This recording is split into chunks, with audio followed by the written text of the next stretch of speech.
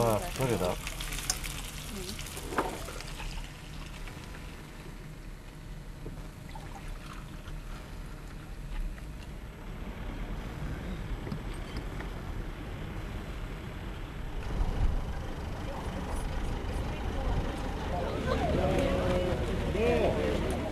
What we can offer largely is rallies each weekend, summer and winter, throughout the autumn and the spring on suitable sites. Particularly in the very cold weather, we often use commercial sites that are closed down. We get them at half the normal price in the season with electric hookup and things like that. But there's something going on throughout the year, something to keep people occupied, keep their motorhomes in use throughout the year. This is our main aim. Some of the most common questions are about such things as restrictions in towns, such as height barriers, narrow entrances through which a motor caravan can't get, parking restrictions. Some places do have spaces for motor caravan. Very often it's either cars or coaches, and if you park on coaches or somewhere like that or take up 2 spaces, some local authorities are charging for 2 places or making a summons afterwards. Portmadog in Wales we went to recently, and you couldn't actually get parked in Portmadog for the barriers. On any of the car parks. We managed to find a place down a side street, so we did park for free, but it's unusual that.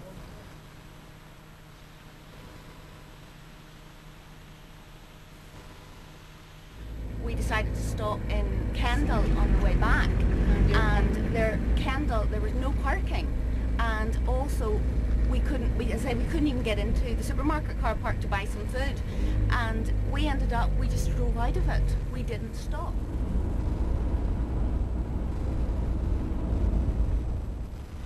I have used this for 3-4 years now actually. I've used this actual place open and in here. Yes.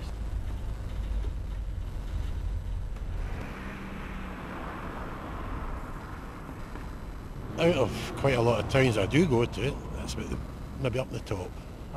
You don't come into a lot of towns that's got these bays for motorhomes. I like the idea of this car park because you actually got CCTV camera up there as well. Well, that's ideal because you've got Tesco across the road. You know, get your food and your supplies for the rest of the week. Unlike our friends on the continent who welcome you with open arms, even in the small villages, you're allowed to stay overnight. I just can't understand what's happening in Britain. It's as if they don't want anybody that's got a motorhome around.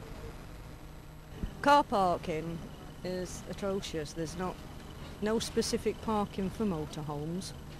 We'd like somewhere, nowhere to empty your water or to put fresh water in. 2 days is about the maximum time you can use it for 2 people. Yeah.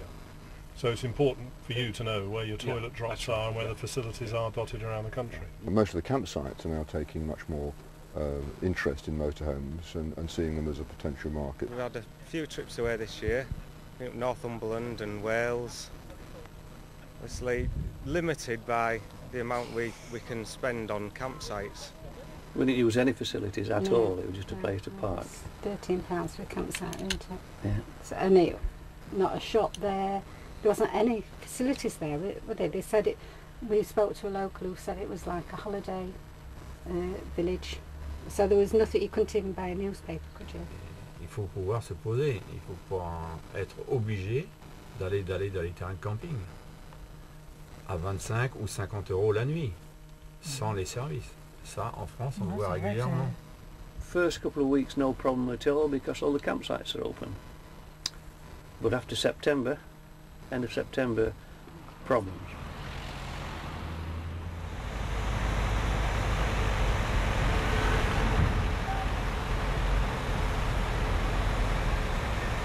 Doing a long journey, you're travelling the motorway, it's handy to just come off at the service station, park overnight and not have to worry about coming off of the service station over the motorway to try and find somewhere to park up for the night.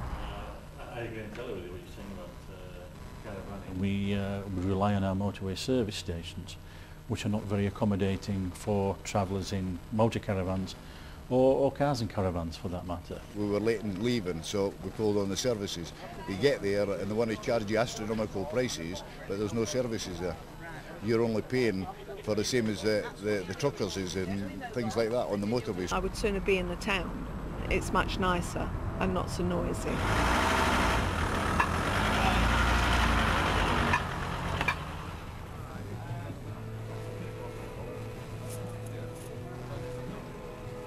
The Brownells Group is Europe's largest motorhome retailer. We have 6 sites nationally. 4 of the sites have overnight facilities for our members to come and stay with us. The reason we've done that and developed that is because there is a shortage nationally of places for these people to stop.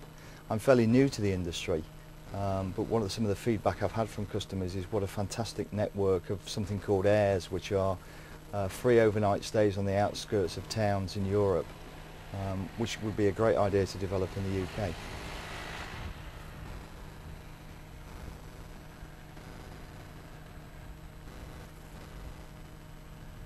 There are over 2,800 airs just in France alone. The usage of those, is well documented to be very high. That means the use of motorhomes in France is also, we're about 5 years ahead of us, really accelerated immensely 5 years ago. And these sites have allowed the industry to have a much better access to the countryside.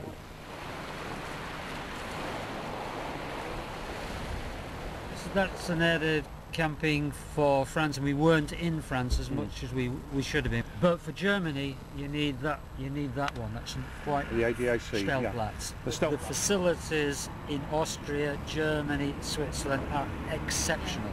They're wonderful, wonderfully kept. There's nothing in this country. They're usually close Pretty to close, yeah. close to places, so Villages, you can walk in whatever. the evening and get an atmosphere of the place. Don't they? So a lot of the campsites we find are slightly out, and then you can't walk anywhere.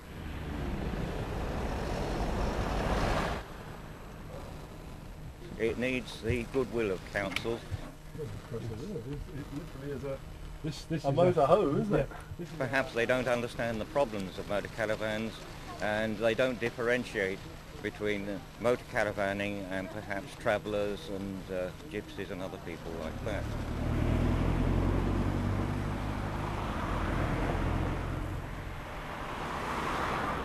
We had serious problems back in the early 90s in many of our car parks with travellers. And that's why we went into putting height barriers on our car parks. They almost become their only vehicle, and they need to go into shop and everything else, and they are restricted from doing so by height barriers in car parks, things like that, which I think is segregating for the wrong reasons. What we have done here at this site, you still have to come through the barrier-controlled entry system, but the height barrier is further up, so motor caravans can get into this part of the site without having to negotiate the height barrier. You got the park and ride in the city centre, you didn't have to drive there. It was incredibly cheap. They had a tap, a bin and a drain, and that's all you need. And they're all included in the normal charge for use of the park and ride facility. For £2 for 24 hours, and also you can have a ride into town as well and come back, is absolutely excellent value.